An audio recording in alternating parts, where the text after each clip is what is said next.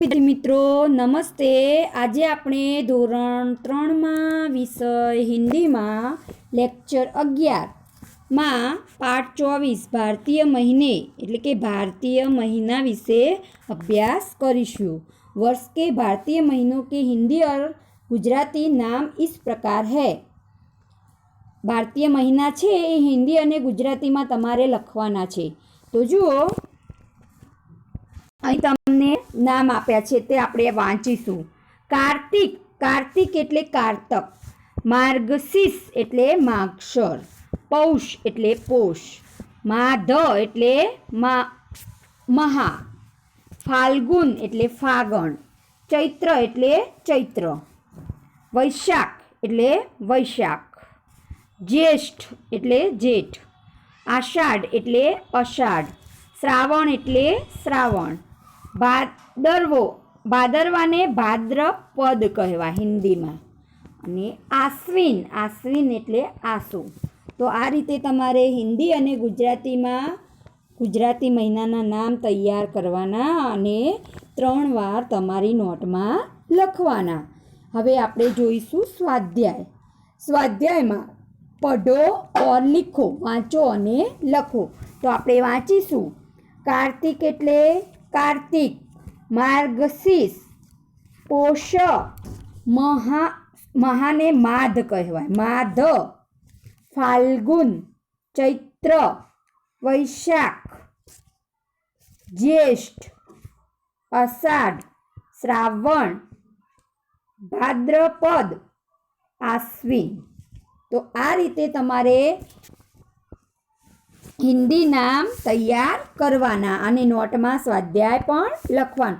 એમાં પ્રશ્ન 2 નિમ્નલિખિત મહિનો કે હિન્દી નામ लिखो એટલે કે નીચેના મહિનાઓના હિન્દી નામ લખો।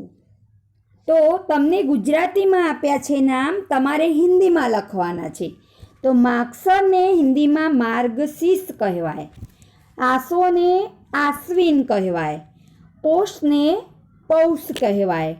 ભાદરવો ભાદ્રપદ। કારતકને કાર્તિક અને ફાગણને ફાલ્ગુન। આ રીતે તમારે ગુજરાતી અને હિન્દી નામ લખવાના છે, બરાબર। હવે આપણે આગળ જોઈશું। ખાલી જगह में योग्य महीने का नाम लिखो। ખાલી જગ્યામાં યોગ્ય મહિનાનું નામ લખો। તો તમારે જુઓ ખાલી જગ્યા આપી છે તો એમાં તહેવાર આપ્યા છે, એ તહેવાર કયા મહિનામાં આવે એ વિશે તમારે એ મહિનાનું નામ હિન્દીમાં લખવાનું છે।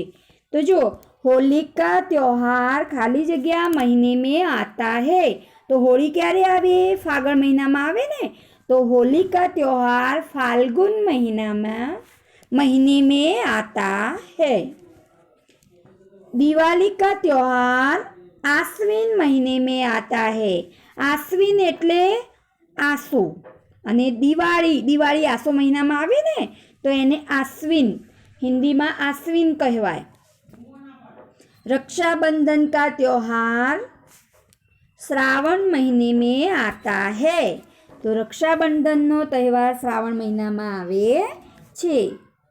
તો આ રીતે તમારે હિન્દી અને ગુજરાતીમાં ગુજરાતી મહિનાના નામ લખવાના 3 વાર, એને તૈયાર કરવાના અને એનું સ્વાધ્યાય તમારે લખી અને તૈયાર કરવાનું। અને કાર્તિક, માર્ગશીર્ષ, પૌષ, માધ, ફાલ્ગુન, ચૈત્ર, વૈશાખ, જ્યેષ્ઠ, આષાઢ, શ્રાવણ, ભાદ્રપદ, આશ્વિન આ બધા મહિના વિશે તમારે વાંચવાનું।